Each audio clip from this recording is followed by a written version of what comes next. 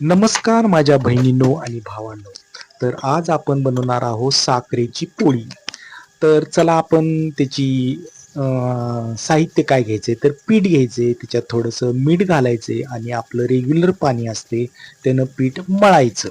आता हे मी पीठ मळत आहे आणि मळल्यानंतर थोडं त्याला तेल लावायचं आणि थोडा वेळ 10-15 मिनिटं बाजूला ठेवून द्यायचं, म्हणजे जेणेकरून त्याच्यामध्ये जे साहित्य घातलेलं असतं मीठ, तेल, पाणी हे चांगलं मुरतं आणि मऊसूत होतं.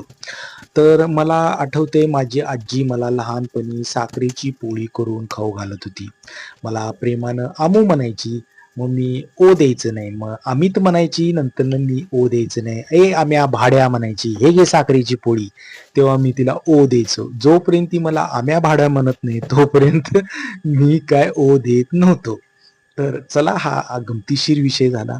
तर आपण हा गोळा थोडासा लाटलाय, त्याच्यामध्ये 3 चमचे साखर घातलेली आहे आणि मस्तपैकी आता आपण लाटत आहे. हे जरा दमानं लाटायचं असते कारण की याची साखर बाहेर येता कामा नये.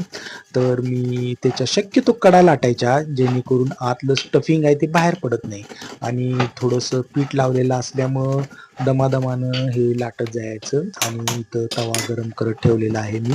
थोड्या वेळानं तवा पण चांगला गरम होईल आणि हे बघा मी सावकाश अशी साखरेची पोळी लाटत आहे. आता ही छान लाटून झालेली आहे माझी आणि मी ह्याच्यात टाकलेली आहे. आता थोड्या वेळानं ही चांगली खरपूस भाजायची, कारण की हिची साखर हळूहळू बाहेर पडते आणि मग ही जरा लाल तांबूस दिसायला चालू होती आणि मग आपली भाजते आणि ही जराशी गरम गरम खायची म्हणजे छान लागते, कारण की ती जरा गार झाल्यानंतर चावत नाही आणि आपले दात दुखतात, दाढा दुखतात. त्यामुळे गरम गरमच खाल्लेली चांगली आणि ह्याच्यात जरा थोडंसं तूप घातलं की आणि मस्त लागते.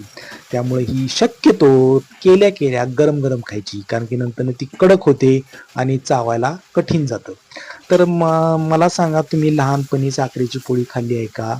तर ती खाल्ली असेल तर तुमच्या आठवणी मला शेअर करा आणि कमेंटमध्ये सांगा की तुम्ही साखरेची पोळी खाल्ली आहे का? तर चला मंडळी, बघा आपण किती छानपैकी साखरेची पोळी तयार केलेली आहे. तर चला आपण आता मिळून खाऊया. तुम्हाला साखरेची पोळी माझी आवडली का? मी कशी बनवली ती बरोबर आहे का? हे मला कमेंटमध्ये